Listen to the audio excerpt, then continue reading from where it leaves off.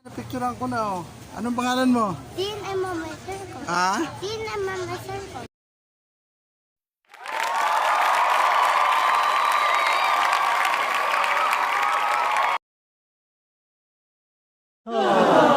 Hello mga ka-vlog! Numiss nyo ako, no? Ang tagal kong hindi nakapag-upload ng video. So, asensya na po kayo kasi busy po. Tapos pumutok po ang Taal Volcano. So, inayos po natin ng mga aspol-aspol na yan.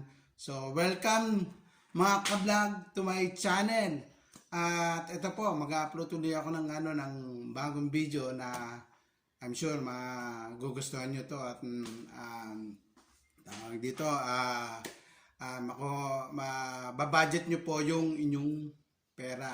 So, ang challenge ko po ngayon ay for my 1 week food budget, as a nag-iisa ka, meron po tayong 1,000 pesos. Ayan po. 1,000 pesos. Titingnan natin kung anong mabibili ng 1,000 pesos na 1 week budget. So, titingnan natin po kung ito po ay kakasya sa isang tao lang. So, let's go! At doon po sa hindi pa nakasubscribe sa aking YouTube channel, sa aking channel, Sir Pabs, it's about time na mag-subscribe po kayo. Please lang, subscribe! Kenta Jackson po tayo mga ka-vlog. Bibili po tayo na food natin for 1 week.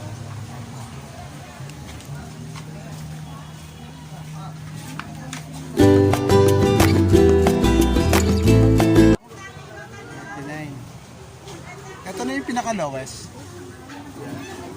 Ano ba ito? Well meal. Ganito po yung binibili ko. Kasi masarap po siyang fried rice. Ayan, 30. Kung kumuha ko ng 10 kilos, lagay mo sa sako.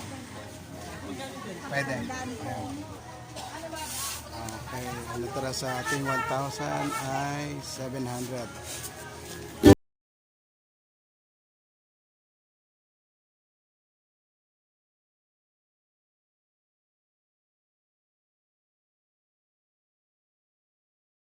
Yung ano natin, pork. Mura lang. Ano, 170 na? 190 na yun. 190, di ba? Oo. Kung pwede mo ipon sa akin, gagawin kong ribs to, di ba? Lempo. Same lang naman ang ano. Hindi, magkaiba. Magkaiba sa ribs yung ano. Ang ito, lempo. Lempo pala, oh. Ribs din naman, di ba? 215 to 215. 215. Tapos yung 190 natin, yung laman. Ayun, dito tayo sa laman. Sige. Ano gusto mo naman? Oo, laman na lang. Dito mo na lang kayo bawas, oh. Mukhang maganda to eh. Kakatay lang eh.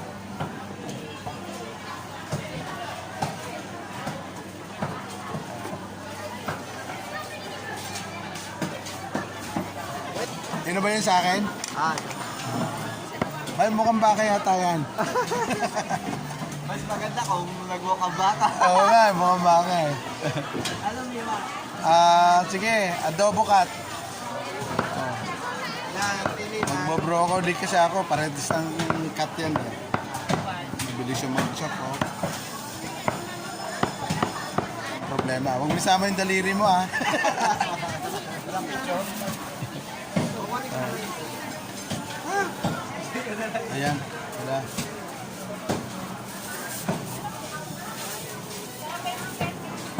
Nakaka-vlog, may dala po akong eco bag. Pa-eco bag na lang, pare. Para hindi sila hawa-hawa ng ano.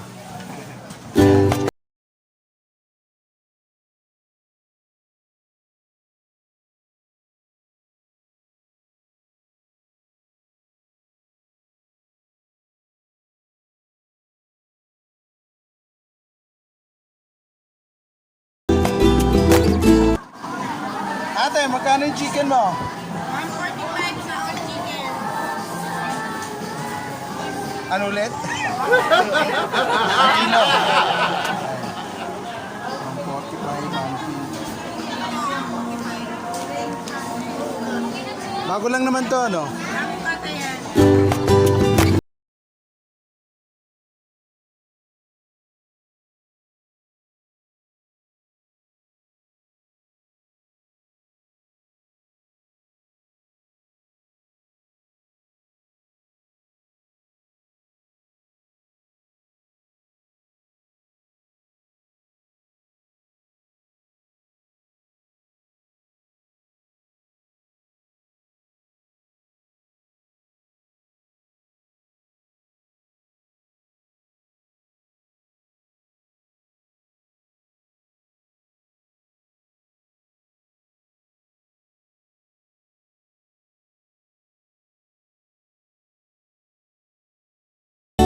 Ano kilo dito?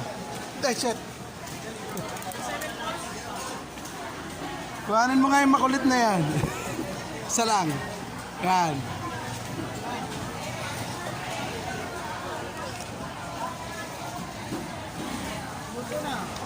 Kano yan?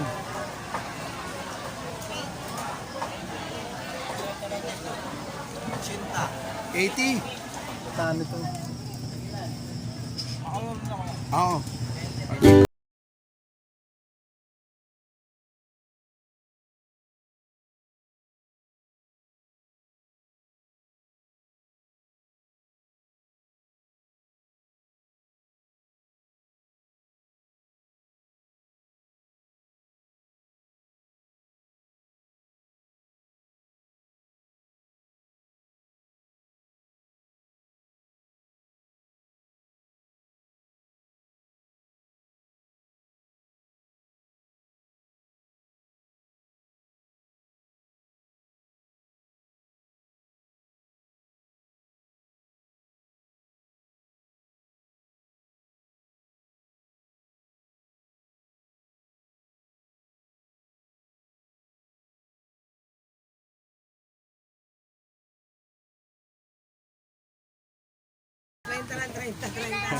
Ha? Picture na lang, picture. Sa akin na lang?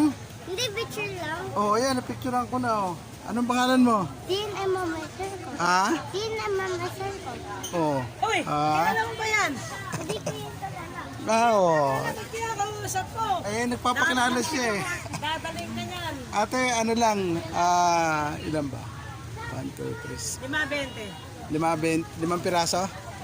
Sige, 5 ang ano. Dito naman po tayo sa supermarket kasi kulang ang aking nabili sa junction. Bibili pa tayo ng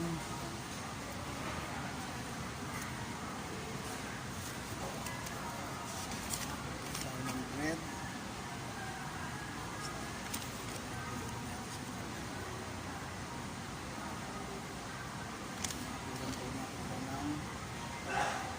UV.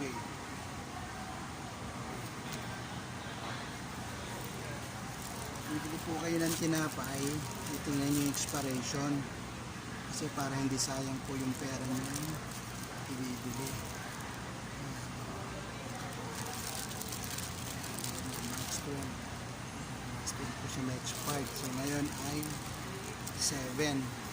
So 5 days po ang expiration. Pero bibili sigurado to last night. 5 days po ang expiration ng itong loaf bread. Na ka na makonsume yun ng within 5 days para hindi sayang po yung pera.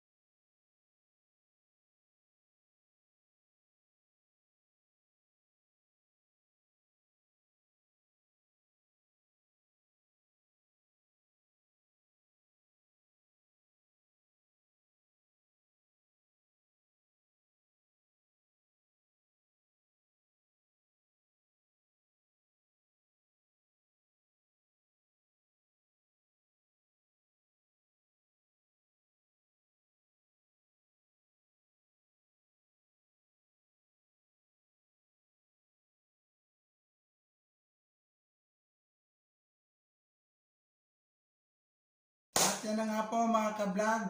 Kabalik na po tayo dito sa house ko. Galing po tayo sa palengke, sa junction, Cainta. So, i-reveal po natin kung ano yung mga nabili po natin. First thing doon sa listing po natin, ito rice.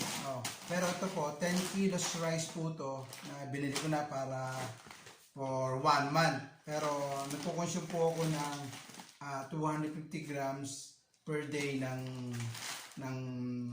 tawag dito 250 grams ng rice per day. So meron na tayong rice. Tapos ito po, isa pa po 1 kilo of pork. Yan. Tapos 1 kilo of chicken. Yan po. Tapos meron din po tayong fish. Dapat meron tayong fish. Yan ano po ito, half kilo lang. Tapos meron din po tayong coconut, grated na po yan. Tapos meron po tayong celery. Meron po tayong onion. Tapos dalawang tali ng pechay kasi mahilig po ako sa pechay. Paborito ko po ang pechay. Kaya dinadamihan ko po yung gulay. Meron din po tayong broccoli. Ito, medyo mahal po itong broccoli na to. Kasi ito po, 40 pesos po ito. Itong isang pirasong ito. Ganyan. Pero ito, maganda po ito sa mga lalaki. Pampasigla po ng pagkalalaki yan. Tapos, meron din po rin tayong oil. Ayan, meron po tayong oil. Ayan, gigilid lang po natin, sponsor.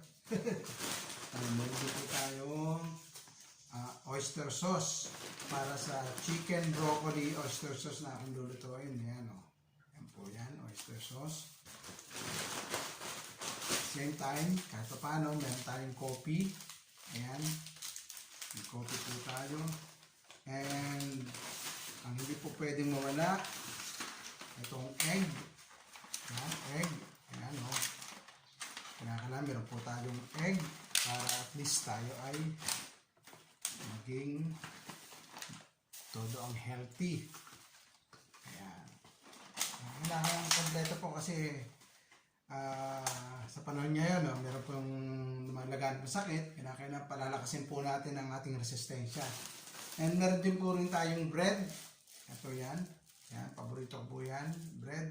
Mura po ito So, yan po ang ating nabili doon sa forward. Hindi, ito pa pala meron pa pala tayong ito, pinaka-importante po ito. Kasi pampalakas ng katawan po ito, banana. Saging, kailangan po ng saging. Actually po, 2 saging nabili ko. Ayan saba, tsaka yung yung latundan. Ayan, ito po yung ating bibilihin para at least pampalakas po ng resistensya. Nakita nyo na po yung nabili ko doon sa 1,000 pesos na aking budget for 1 week. So, magkakaroon na kayo ng idea kung paano nyo budgetin yung Pero pwede rin nyo rin pong i-share nyo kasi yung sa akin po is may diet po tayong sinusunod. Sa diet ko po yung ginamit, yung aking 1,000. Pero kahit mas lower po sa 1,000, kaya po natin mabudget yung 1,000, yung for 1 week natin. So, doon po sa hindi pa nakasubscribe sa aking channel, subscribe naman po kayo. Kasi masaya po dito. Hindi pa ako nakakaluto ng ginataang tilapia. Paborito ko to. Maraming pechay. Yan. Magluluto muna po ako.